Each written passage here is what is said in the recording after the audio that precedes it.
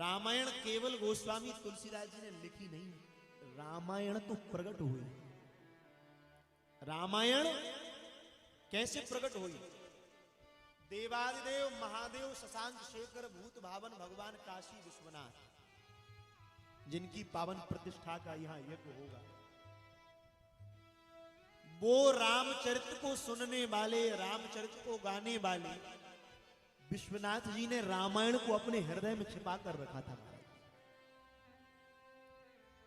क्यों? हमारे हनुमान चालीसा में एक चौपाई है, हम लोग गाते हैं शंकर सुवन केसरी।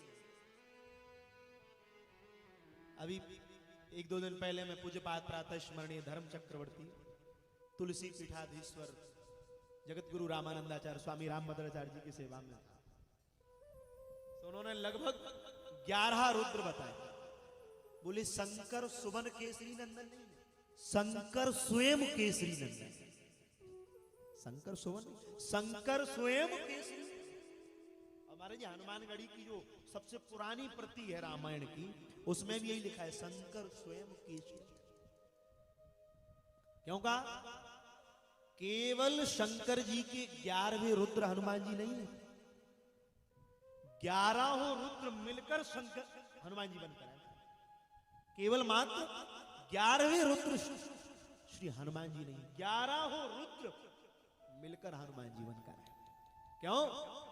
श्री शंकर जी पार्वती जी से कहते, पार्वती यहां तो तूने सोने की लंका को रावण को दान में दिलवा दिया, और जब मैं हनुमान बनकर आऊंगा तो तुझे लंका कितनी प्रिय थी। लंका तूने बनवाई थी कि आप पहाड़ों में रखते हो, बोले अरे कोई बढ़िया सा भवन बन जाए तो भवन में रहेंगे,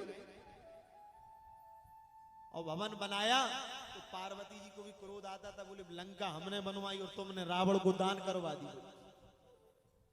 तो शंकर जी कहते घबराना नहीं, हम बनेंगे हनुमान और तुम बनोगी हनुमान की पूंछ। पार्वती जी कौन?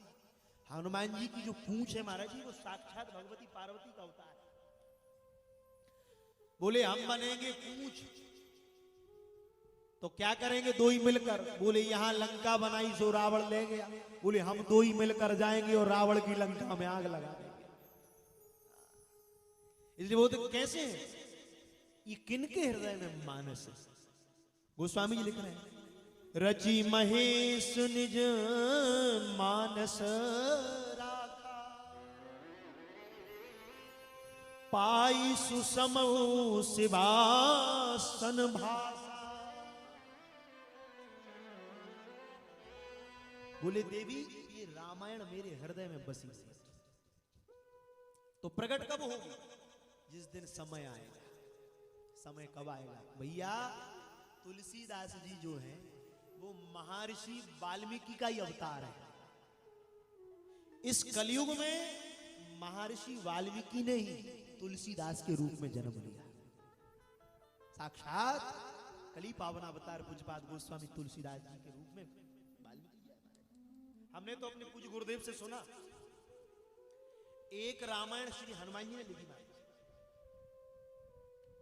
श्री हनुमान जी ने जब रामचरितमानस लिखी और श्री राम जी जब लीला को विश्राम करके अपने दिव्य साकेत को चले गए, तो हनुमान जी एक दिन वाल्मीकि जी से कहते हैं, हे गुरुदेव, इस दास ने भी एक रामायण लिखी है। और कहां लिखी? बोले शिलाओं पर, शिलाओं पर रामायण लिखी श्री हनुमान जी ने। कहा एक बार मेरी लिखी हुई रामचरित को तो आप दर्शन करो।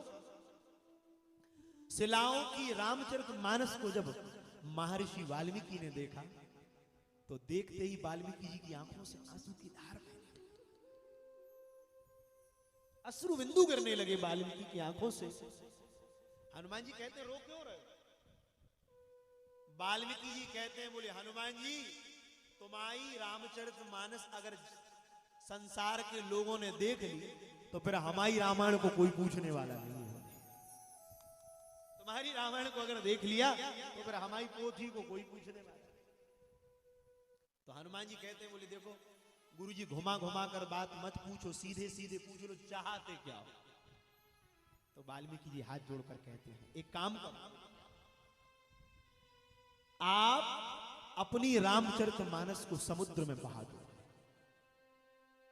क्या गुरुदेव की वाणी में निष्ठा होती है, हनुमान जी से सीखे थे। और भैया चाहे किसी गांव में राम जी का मंदिर हो ना हो, राधा कृष्ण का हो ना हो, पूरे भारत में चले जाओ, किलोमीटर पे भी चले जाओ तो भी खेड़ापति हनुमान जी जरूर मिलेंगे। कोई मिले ना मिले पर हनुमान जी जरूर मिलेंगे।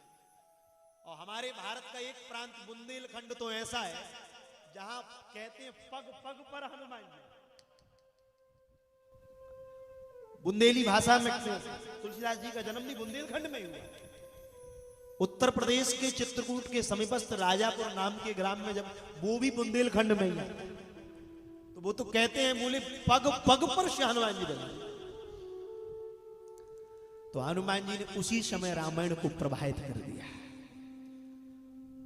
तो हाथ जोड़कर कहते हैं हनुमान जी वाल्मीकि जी से, हे गुरुदेव, आपकी आज्ञा से मैंने रामचरितमानस को प्रवाहित तो कर दिया, पर सुनो, आपने मेरी लिखी हुई प्रतिलिपि को समुद्र में प्रवाहित करवा दिया, इसलिए मैं आपको श्राप दे रहा हूं, कलयुग में आपको तुलसीदास के रूप में जन्म लेकर आना पड़ेगा।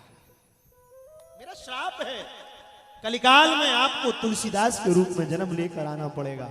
और मेरी जिस रामायण की पोथी को तुमने समुद्र में विसर्जित कराया है, उसी रामायण को अवधी भाषा में हिंदी टीका लिखने के लिए तुम्हारे लिए तुलसीदास, ये वही रामायण है जो श्री हनुमंत लाल जी ने प्रकट किया।